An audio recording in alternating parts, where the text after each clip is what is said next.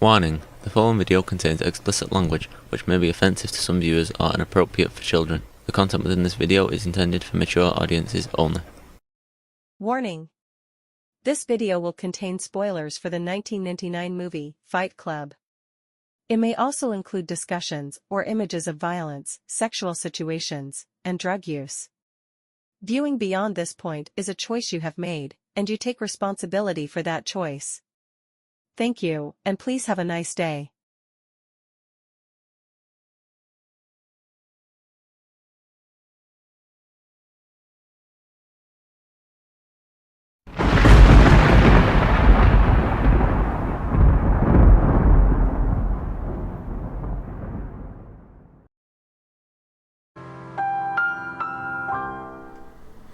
Hello and welcome to this video. I hope everyone is doing alright. I hope everyone is doing fine.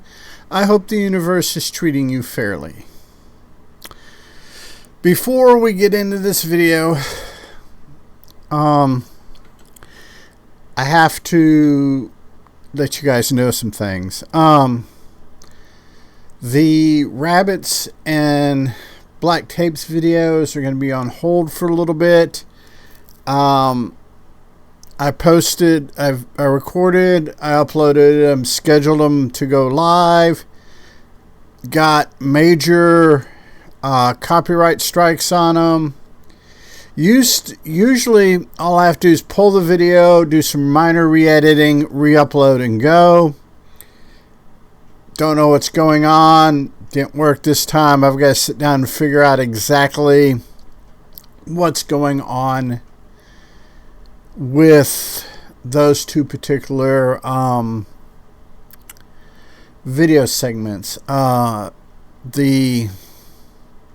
both done by the same general company. The rabbits, though I'm doing the rabbits novel, there's other people that got copyright concerns and can claim copyright. Plus, the way copyright claims are done on YouTube, just about anybody can claim copyright on just about anything. So you've got to go through that whole mess and that fight. And another thing, you've probably seen in a couple videos here recently that I've done portions of videos without my glasses on. And that is because I'm getting really bad eye strain. Evidently, I am spending way too much time in front of a computer screen for my doctor and my body. My doctor, that's what he says it is. It's eye strain. I've been getting really bad headaches, really bad, like, tearing. My eyes feel like they're burning and stuff. So I will probably be dialing back some videos and won't be putting up as many videos just until I can figure a workaround for the eye strain, a way to do it. Even taking my glasses off, it helps a little bit. It alleviates a lot of the burning, but over a long period of time, it intensifies the headache. And when I have my glasses off, I can't see squat. It's just blur. So I'm just kind of guessing what's going on in my little window I got popped up so I can see what's going on. So yeah, that's going on. So I will probably do a just kind of general announcement video sometime in the next couple days. Yeah, it's just got to figure. I got between the copyright and the eye strain. It's just, it is what it is. So yeah. But having said all that, let's get into the video proper. Today's video is going to be on the 1999 movie Fight Club, which is based on the 1996 Chuck Palahniuk novel of the same name. It's probably been 30 years since I've read the 30 years since I've read the novel. I read the novel in 97, 98, maybe as late as 99. I may have read it just before the movie came out. So yeah, it's been a minute. Well, see, 25 years would be 1999. 30 years would be before the movie came out, or before the book came out. So we'll call it 25 years.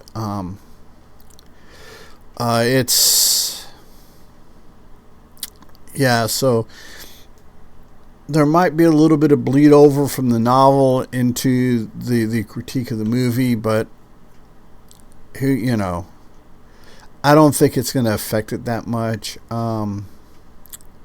The movie was made on a budget between 63 and 65 million. It brought back 101 million in its box office. Not too shabby, fairly decent, American for its time. Not super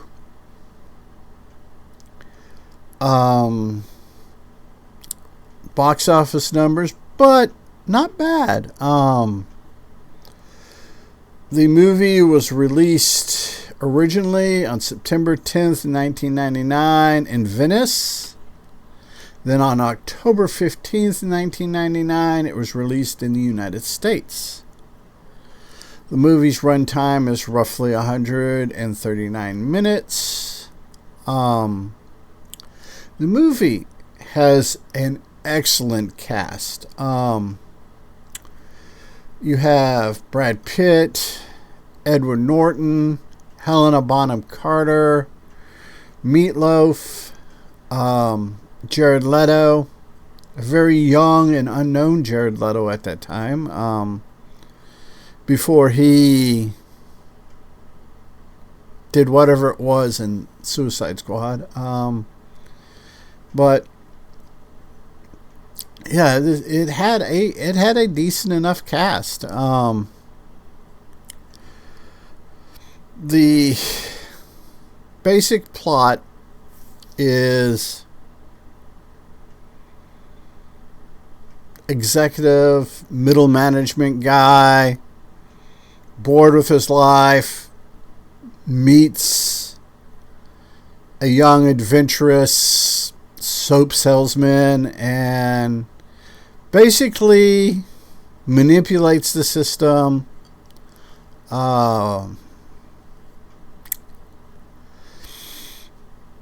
Basically fights against capitalism, even though he is a product, not really a product, he's addicted to capitalism like a lot of us are. He's addicted to buying things. There's a montage scene where he's walking through his apartment, and it has like the chairs are by IKEA. This company made the couch. This company made the curtains. And it has rendered him an insomniac. And he finds, by going to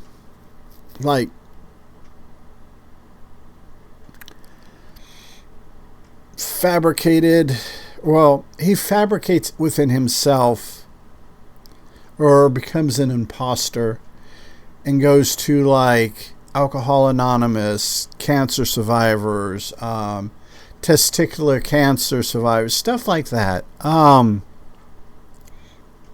he meets the character of Maria Singer, who is played by the always sexy and intelligent Helena Bonham Carter. Helena Bonham Carter. They work out things that different nights, which ones are going to go to which things, so they can fulfill this need they have. Our narrator, or the person telling the story, Edward Norton's character, who, if I remember correctly, we never actually find out his name. He's coming back home from a business trip and meets Tyler Durden.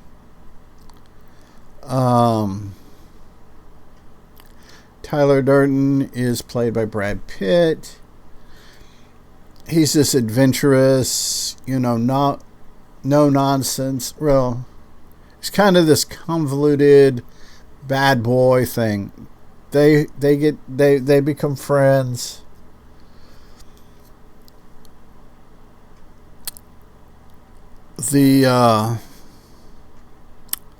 Our narrator's Edward Norton's character's apartment gets blown up. He moves into this dilapidated dump with Tyler Durden. They start the infamous Fight Club, which is actually a cover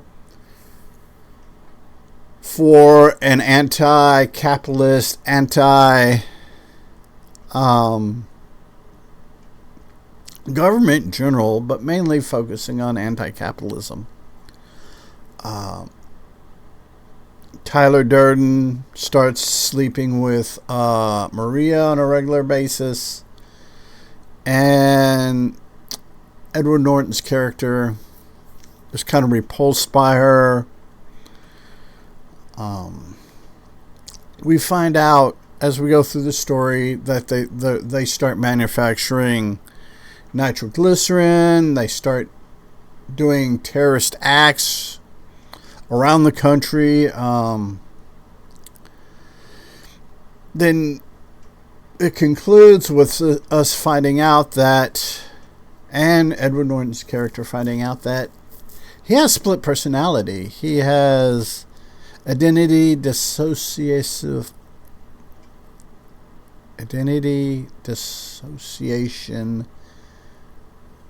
syndrome, IDI.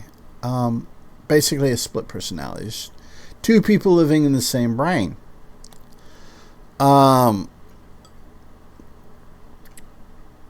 He winds up curing himself by putting a bullet through his cheek. And we realize that all the time and all the things with him and Maria is just really attracted to really messed up people, and Edward Norton's character was just kind of her thing. They come to love each other. Like I said, the Project Mayhem, which was their terrorist thing of blowing up things. They wind up blowing up the headquarters of the major credit card companies, which hold all their records and all their debts.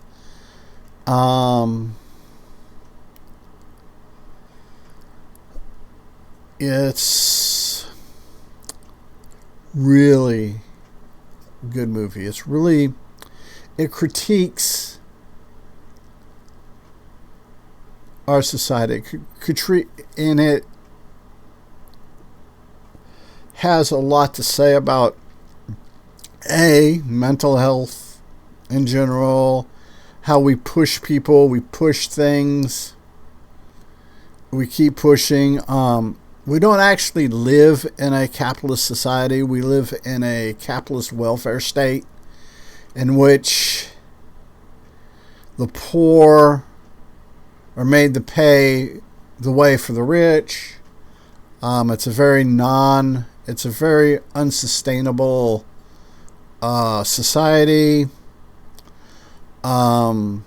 It perpetuates the falsehood that poor people are poor because they want to be poor. It shows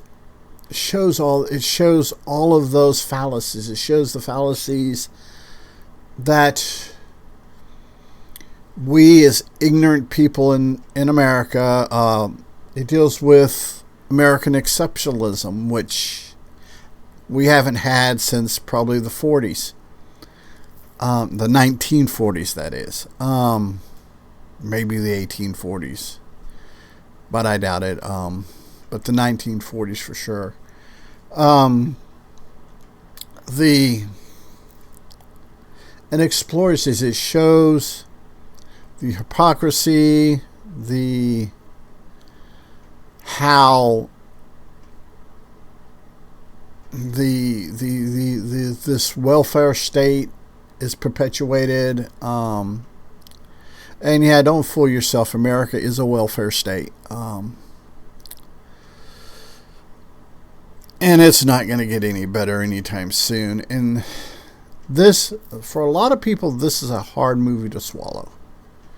Especially in this day and age. I don't think in this day and age, with people being as divided as they are, with absolutely no effort by people to do any kind of unification, that a movie like this could get made. A movie like this could do a lot to unify people, to see these fallacies, to see these errors, to see these corruptions. Even in the Edward Norton's character, his mental health, the split personalities, how the corporate interests and pressures to succeed, to go to Walmart or IKEA or wherever and get your heroin equivalent of merchandise, cars and trucks and couches and TVs and stuff like that, because this is a capitalist society and you need to get your new stuff all the time. You have to have it. And it explores that. The book, just because of the nature of literature, does a much better job, because it takes a deeper dive. It takes a deeper dive into the mental health aspects of it. In fact, there's a line, and from if I remember correctly from the interviews and stuff that I've read and seen, Helena Bonham Carter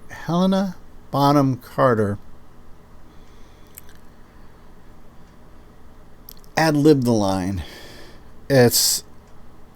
She's laying in bed with what we are perceiving the Tyler Durden character, post-coitus, and she makes the comment of, I haven't been fucked like that since grade school.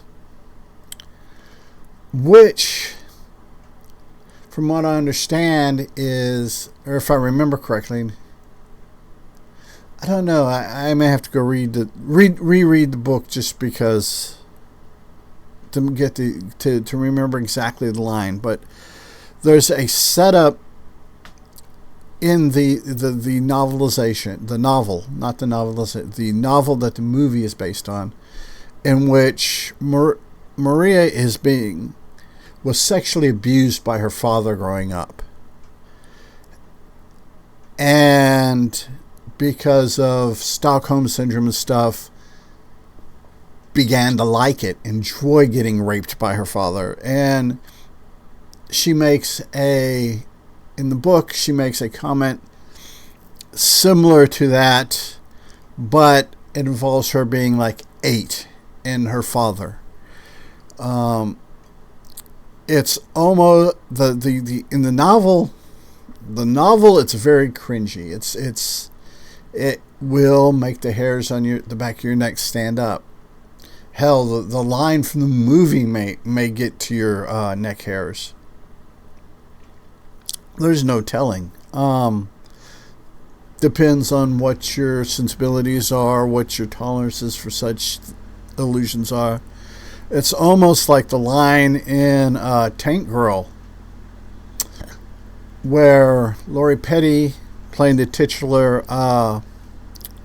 Tank Girl, makes the line, makes the comment of, it's like when you lose your virginity, your first question is, "Daddy, you sure this is all right?" Just as, yeah, if you start to try to dissect things like that, it is a deep, dark hole that a lot of people don't want to go down. The whole thing in the movie, like I said, it's insinuated that maybe because the way the line's spoken and the context before and after it is that she was having sex with a school teacher. In the book, it's her father. And the book dives into how kids, especially in the 70s and 80s and before, weren't ever taken seriously. That parents could get away with raping their children because the other adults, law enforcement and stuff, wouldn't believe the kids because, fuck, they're a kid. What do they know? So yeah, the book, I would recommend the book. The movie is good. I enjoyed the movie. The movie I would recommend too. I would recommend watching the movie before reading the book, though. Just because the book